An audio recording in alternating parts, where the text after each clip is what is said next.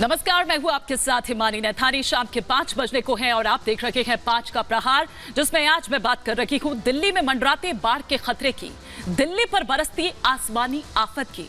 Monsoon की पहली बारिश में ही गलियां, सड़कें सहित पूरी दिल्ली झील बन गई है। सामान्य जनजीवन जल जमाव की वजह से ठप हो गया है। स्थिति यह है कि महज 24 घंटे के भीतर ही पूरे सीजन की 20% बारिश यानी कि करीब 150 मिलीमीटर बारिश हो चुकी है अब तक।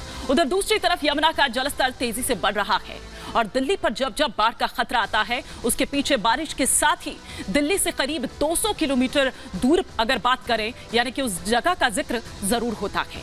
लेकिन इसने विपक्ष को सरकार पर हमला करने का मौका दे दिया है। हालांकि मैं यहाँ पर बात कर रही हूँ हथिनी कुंड बैराज की, जहां से दरअसल पानी छोड़ा गया है और वो पानी कल छोड़ा गया है। 2-3 दिन बाद जब वो यहाँ पर आएगा तो स्थिति और देखिए कि किस तरह से होगी।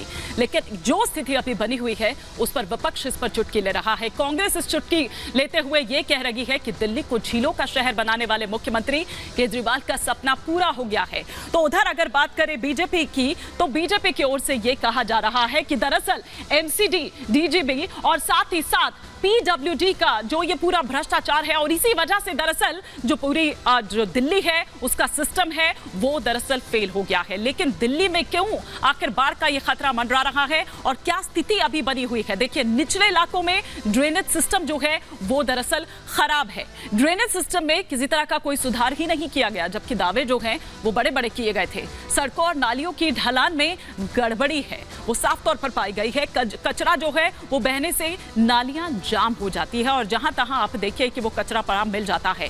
जल निकासी की जो उचित व्यवस्था है वो दरअसल नहीं की गई है।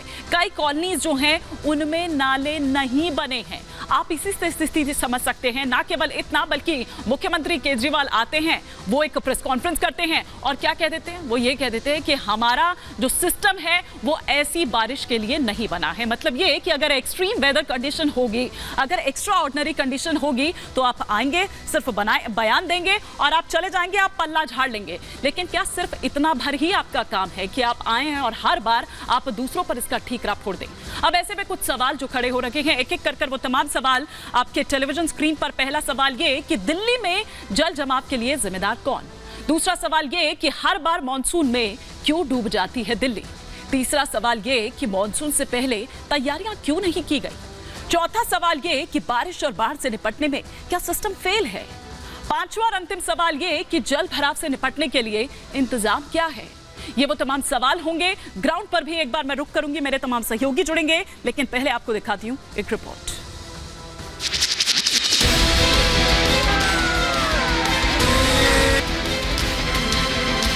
कार कागज की तरह बह गई, सड़कें सैलाब में समा गई।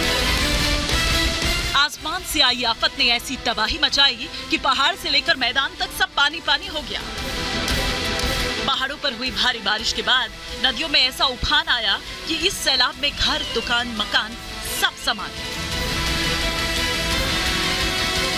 हिमाचल प्रदेश में पहाड़ों पर बारिश राफत बनकर बरसी। कुल्लू, मनाली और मंडी में हुई भारी बारिश के बाद नदी नाले उफान मारने लगे हैं। तबाही की लहरों में कई पुल बह गए, सड़कें बह गई, तो मैदानी इलाकों में भी भारी बारिश और बाढ़ से हाहाकार मच गया। पंजाब के कई जिले बाढ़ और बारिश की चपेट में हैं, तो देश की राजधानी दिल्ली भी पानी पानी है। 2 दिन की बारिश ने दिल्ली को दरिया बना दिया, सड़कें समंदर बन गई, गाड़ियां डूब गई और बारिश के इसी पानी में डूब गए वो वादे जो दिल्ली की जनता से किए गए थे। दिल्ली को वर्ल्ड क्लास बनाने का वादा, राजधानी को झीलों का शहर बनाने का वादा, लेकिन बदला कुछ नहीं। फिर वही कहानी हुई और राजधानी पानी पानी हुई। देखिए, दिल्ली सरकार पूरी तरह विफल होती है। हर बार बारिश से पहले इनको मार्च के महीने में दिल्ली पुलिस सूचना देती है किन किन जगहों पे भराव होता है, कहाँ दिक्कत है। दिल्ली सरकार तो राजनीति करने में बिजी है। दिल्ली के मुख्यमंत्री तो कभी मध्य प्रदेश में, कभी छत्तीसगढ़ में पाए जाते हैं, राजस्थान में पाए जाते हैं। उनको दिल्ली से लेना देना नहीं। और दिल्ली के अंदर सड़कों की जो हालत है, अब सड़कों की जगह सड़कों में बड़े बड़े खड्डे और टोए बन गए हैं। ये मौका फिंगर पॉइंटिंग का नहीं है कि इसने ऐसे क्यों नहीं किया, उसने ऐसे क्यों नहीं किया। मैं समझता हूँ कि पूरे नॉर्दर्न इंडिया में जहाँ जो प्रभावित इलाके हैं वहाँ की सभी सरकारें अपनी अपने तरीके से लोगों को राहत पहुँचाने के लिए काम कर रही हैं और हम सबको मिलके, सरकारों को और लोगों को मिलके और सभी पार्टियों को मिलके इसके ऊपर लोगों को राहत पहुंचाने की जरूरत है। बारिश से दिल्ली बदहाल है, सड़कें जलमग्न हो चुकी हैं, जगह जगह पानी भर चुका है और बारिश ने उन व्यवस्थाओं की भी पोल खोल कर रख दी है जो मानसून के आने से पहले की जा रही थी। लेकिन अब डूबी दिल्ली को लेकर एक दूसरे पर आरोप का खेल शुरू हो गया है। दिल्ली में पिछले 5-7 साल में मैक्सिमम बारिश तकरीबन 100 mm की रही है, जिसकी तैयारी हमने दिल्ली भर में करी हुई थी। तो अब 150 mm की अगर बरसात हो रही है तो इससे कैसे डील किया जाए, इसकी तैयारी में हम लगे हुए। हमें भी कैपेसिटी बढ़ाने में 1 से 2 दिन का तो समय लगना ही है। अब हम लगातार वेदर डिपार्टमेंट से भी टच में हैं, क्योंकि दूसरी तरफ ये सिर्फ दिल्ली की हालत नहीं है, दिल्ली, हरियाणा, पंजाब, हिमाचल प्रदेश, हर तरफ यही हालात हैं। पूरी तरह से दिल्ली सरकार हर मोर्चे पर फेल साबित हुई है। मानसून की तैयारियां हमेशा होती थी, मुझे याद है हम एमएलए और पार्षद रहा हूं मैं भी, हमेशा अलर्ट मोड पे दिल्ली होती थी। मुख्यमंत्री जी खुद मीटिंग लिया करती थी, शीला दीक्षित जी, और एक प्लान होता था। डूबी दिल्ली ने सिस्टम की पोल खोल कर रख दी है। हालांकि ये पहली बार नहीं है जब दिल्ली डूबी हो। जब जब बारिश होती है दिल्ली डूब जाती है, हर साल डूबती है और नजर आती है सिर्फ बदहाली की तस्वीरें।